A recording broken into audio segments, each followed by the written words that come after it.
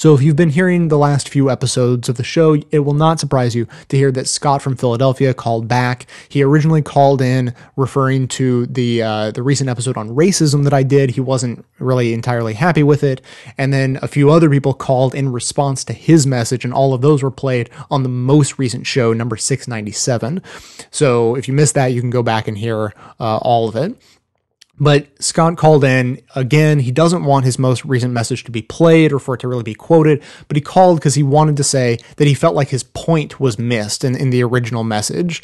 And so, his main point wasn't that he was tired of being beat up for being a white guy. I'm really, really tired of getting beat up for being a white guy. Or that if you add any kind of an ist or ism onto a word that you use to describe yourself, like humanist or activist, then you're automatically a bigot for doing that. If you self-identify as a feminist or an activist or a humanist, those things are okay. And it's just not true, Jay. If you are an ist or an ism, if you self-define as one thing, then you are automatically excluding all other things, and that makes you a bigot. He did say those things, but those weren't his main point. His main point was that people of all races can be shown to be racist in their own ways, and so it's unfair to focus so much discussion on the racism of white guys, as he felt I did in my show on racism. Honestly, the most important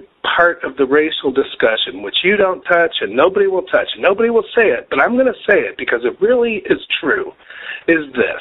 If every single white male in America woke up tomorrow morning and was just like full of love and believed in civil human rights for all living Homo sapiens and was a fighter and a champion for civil rights, this country would be full, coast to coast, with racists, bigots, sexists, and extremists of all sorts. Race is not just about the white man. If you believe in racial purity of any sort, if you think you can only marry somebody from your clan, if you think you can only look at a future within your tribe or within your nation, then you are the problem. Now, it's important to meet people where they are in a conversation like this, and that wasn't really done in any of the responses to Scott before, so I want to do that now and actually respond to the exact thing that he felt like was his main point.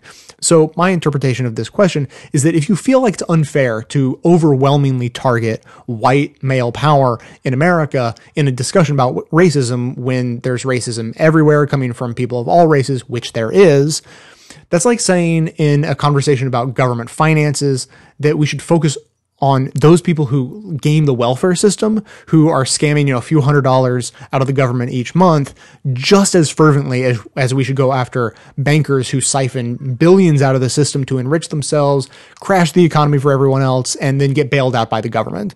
It's like, come on now, let's not focus on who's doing what exactly and which is worse. Let's all just agree that people shouldn't cheat the system and call it even. I mean, after all, a sin is a sin is a sin. So whether it's murder or you just think your neighbor's wife is hot, it's all the same.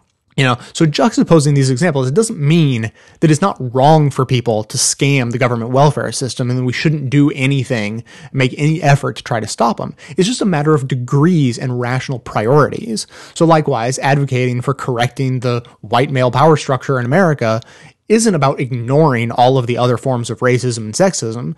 It's about setting priorities and going after the biggest problem first, which happens to be institutional white privilege in America.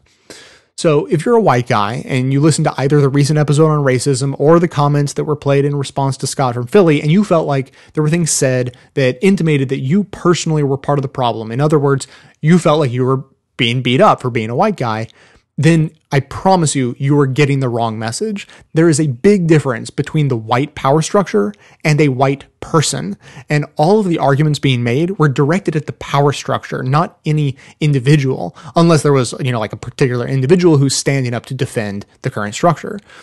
So some white guy like me, or Scott from Philly, feeling unreasonably targeted for our whiteness by an episode about racism that focuses on white racism rather than just speaking about racism in general and all of its forms, it's like a teller down at your local branch bank feeling personally attacked for all the bad things being said about bankers on Wall Street. You know, there's a world of difference between the institution and an individual who just exists within it.